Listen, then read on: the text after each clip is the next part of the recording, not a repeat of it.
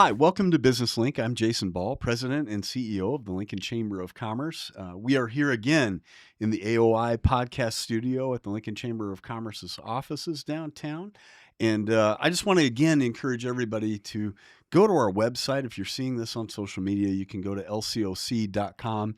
In addition to finding everything that's going on at the Chamber that we're doing right now, you can also, on our newsroom tab, find the Business Link podcast page. You can see all past episodes of this. We have produced a lot of these in the past 12 months, and there's some great information on them. So we appreciate our partners at AOI making our studio available, and go check that site out. There's a lot to learn there. I'm very excited for today's conversation. We have an expert with us today when it comes to development and streets and roads. I'm joined by Ann Post. She's an attorney with Rembolt Ludtke law firm, and she is also representing the Homebuilders Association today. And welcome to the AOI Podcast Studio. I am so glad to be here, and especially to have anyone excited to see an attorney in the morning.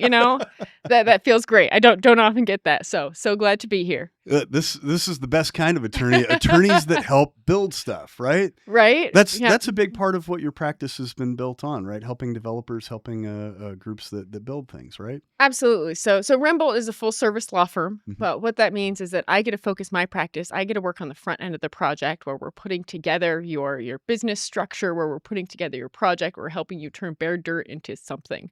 And then I have wonderful colleagues that when you need those other services, I get to hand it off to them. So, Nice. So I get people excited to see me and then get to, hand off people relieved to see them. Yeah. We'll say that.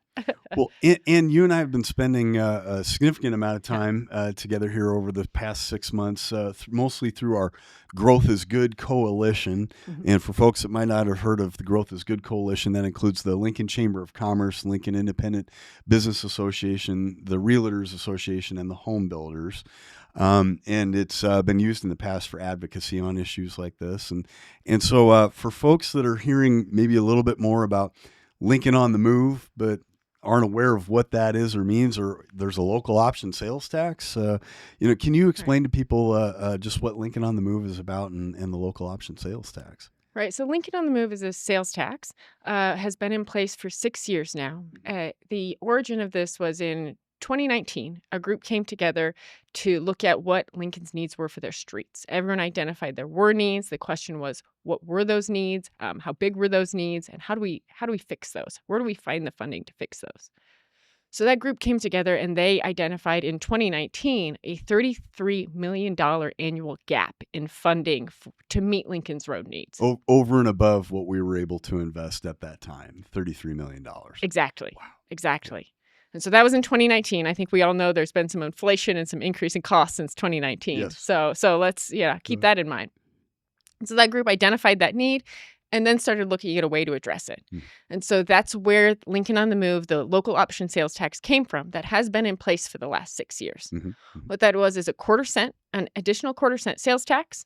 What that meant was that anyone spending money in Lincoln, that, they come to Lincoln to go shopping, anyone spending money here pays that extra quarter-cent, and that quarter-cent goes to Lincoln streets, curb to curb.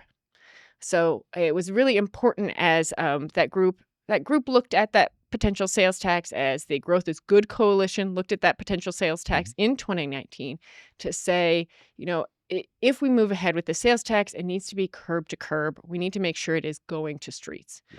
So the beauty of a local option sales tax is that it is voted on the people, and you can be very, very specific about what it's used for. Yeah. And so that's where you see in the ballot language that says this money can only go curb to streets. It says it in many more lawyerly words than that, but that's the effect of it, right? Yeah. And so in 2019, that's where the idea of this came from. Now, I do want to know, it's a quarter-cent, like I think I've said about 4 times now. Mm-hmm, anyway, mm-hmm. It's a quarter-cent. That raises somewhere between $15 to $20 million a year. Yeah. As we said, there's a $33 million gap. Yeah. So that's where, you'll hear some comments of, Lincoln still needs funding for its streets. Mm-hmm. Absolutely. That Yes. quarter-cent sales tax doesn't fill the gap, but it helps. It goes a long way towards helping maintain Lincoln streets. That also is consistent with the Chamber's position on this. We have ever since 2019, and I'm sure before, wanted to see some additional funding for streets and roads in addition to Lincoln on the Move. But again, the resources are challenging, and I think that's a consensus building process that is sometimes a difficult question as well, isn't it? Right, right. So that's where this group identified the need, that there was they identified the sales tax, but also there was a balance on the idea that we can only tax Lincoln citizens so much, and also we need to show what we've done with it. So that's the 6-year time frame, and that tax is going to be up. I think it was at September this year that it's going to expire, and that's why now we're going to be back at the ballot to say, ask Lincoln, is it time to renew that local option sales tax? I think this time it's for 8 years, still that quarter cent, still curb to curb. Mm-hmm. So, and given your perspective in terms of other clients you work with in the development community or the home builders specifically, in your perspective, do those folks feel like Lincoln on the Move has been a good investment? Has it mattered? Has it made a difference and helped improve the condition of our streets and roads and growth as a community? Absolutely. It's made a difference. I think that through the end of this year, there's going to be 65 projects that were done with funding from the local option sales tax. That's 165 lane miles of road. And that it has made some projects possible that wouldn't have been otherwise. The challenge for development is that, we are always very excited to put in new housing, to put in new businesses, but you also have to have the infrastructure that goes along with that. If that new housing development pays for your 84th Street improvement, that significantly increases the cost of a house. And there's a lot of projects that just don't happen. If there's not a road there to access the housing can't get built. And so it has made a big difference in being able to bring some of that development to make it possible in Lincoln, make all the pieces fit together. For any development project, you feel like you're putting a puzzle together as the puzzle pieces are changing, and then finally you come out with an end product. And so it helps with that process to be able to have that funding in place for roads to help make a project possible. Now, I do want to also note that with this sales tax, as we talked about, the language in the sales tax, you get to tailor it to those community needs. Mm-hmm. So the proposal for this sales tax is that 75% is going to go to fixing existing streets. And 25% goes to growth projects. And so that's really that balance. I have absolutely talked to groups who have said we need more than 25% going to growth projects. I've talked to other groups who have said, I can't believe only 75% goes to existing streets. I think if everybody's a little mad, maybe you found the right balance. That's the lesson. And so this is trying to find that balance to get that funding for new growth streets, because new roads means new housing. Housing is a priority in Lincoln. We are facing a housing shortage in Lincoln like the rest of the country. And it's by getting new roads that helps us put in new neighborhoods to help increase our stock of housing. So that's why a big reason that home builders are supportive of this tax, and how home builders have seen the impact of this tax. But there's also the idea that investing that other 75% in upkeeping roads, that we will have better quality roads if we can maintain them. If we, if we just let them go and let them deteriorate, it'll not only cost more to maintain, or we're going to replace it. And I can tell you it is much more expensive to replace a road than it is to repair it. With this ballot question, it's really trying to strike that balance for what is best for the Lincoln community. You mentioned the need for more housing in the community. We certainly feel that on the workforce side with Lincoln Partnership for Economic Development. I think taxpayers are also feeling some frustration just when they get to the property tax bill every year. There's been all this market-based upward pressure on the price of homes, and that impacts things like how much property tax people are paying, or just affordability of homes in Lincoln. When a business wants to grow, hire somebody new to come into town, or you want your kids to move back into Lincoln with your grandkids, or whatever your particular circumstances are. You mentioned that's a direct impact. If we can't put in a new street, we can't put up housing quite as quickly as we normally would be able to. Do you want to expand on that?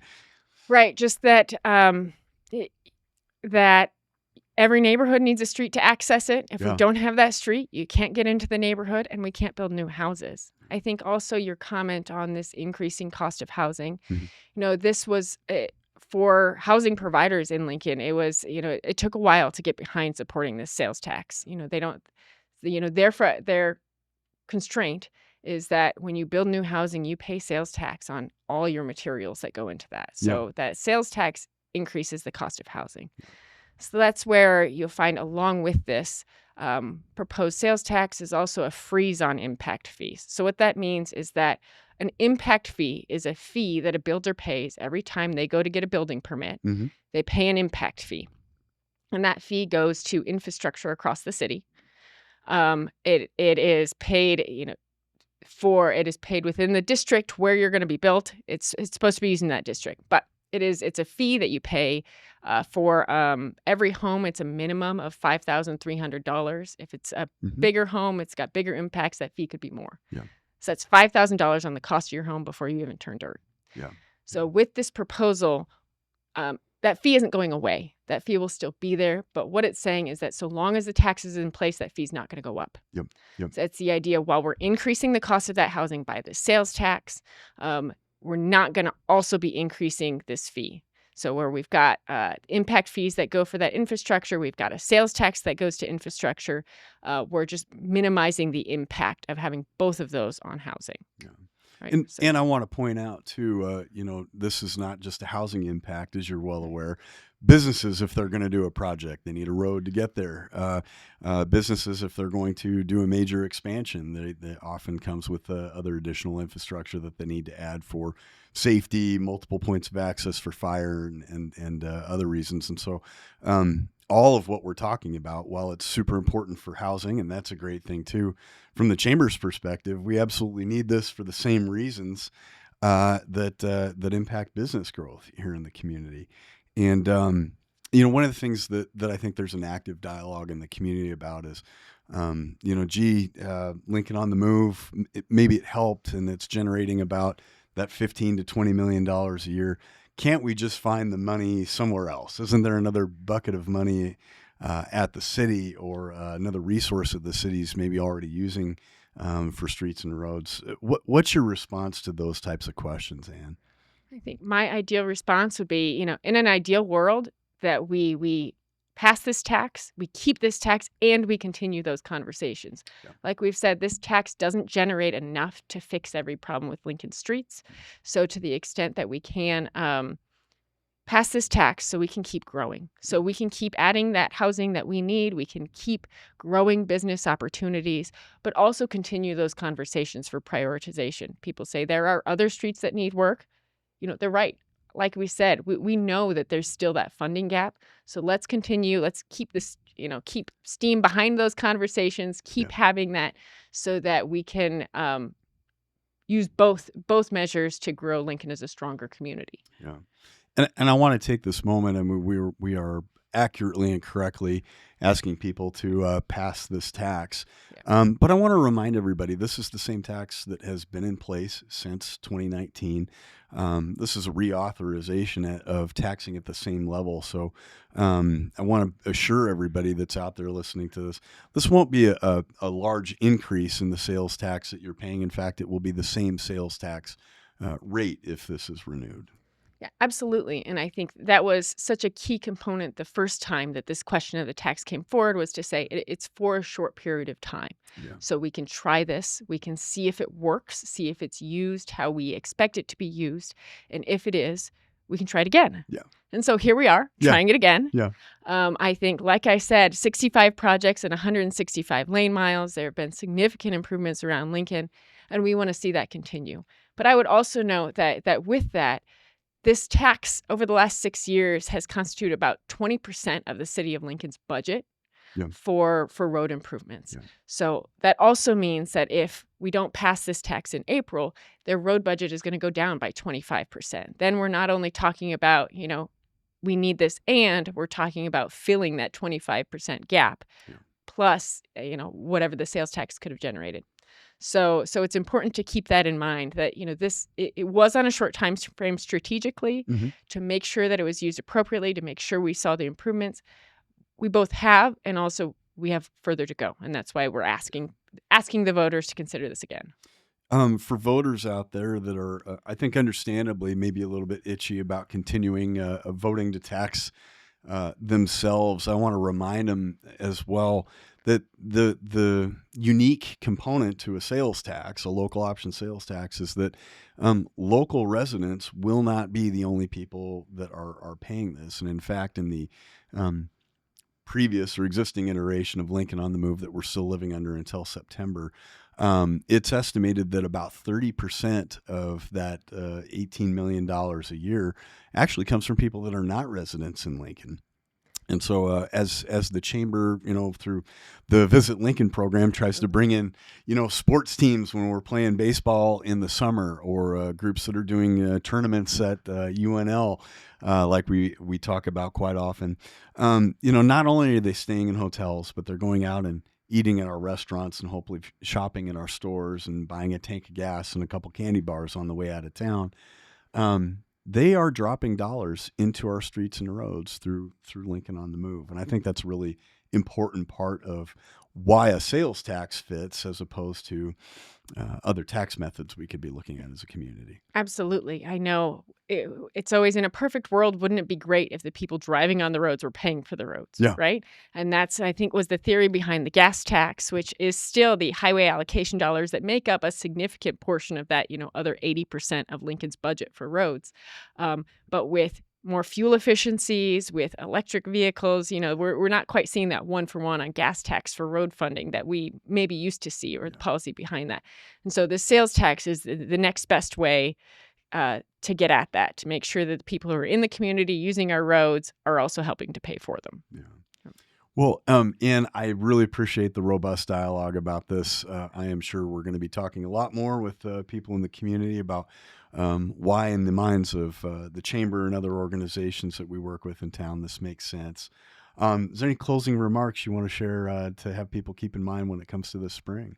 I think I like to summarize it in maybe a half sentence, is that, new streets means new housing, which means a stronger community for Lincoln. And that's what we're all after. So. What a wonderful way to end on it. So, Ann Post from Rembolt Ludtke Law Firm, and also representing here the Homebuilders Association.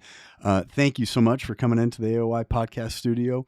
Again, you can find all of our information and all past episodes at lcoc.com, as well as contact information for our team. So if you have questions for the chamber related to this or other chamber programs, let us know. Thank you. We'll see you next time.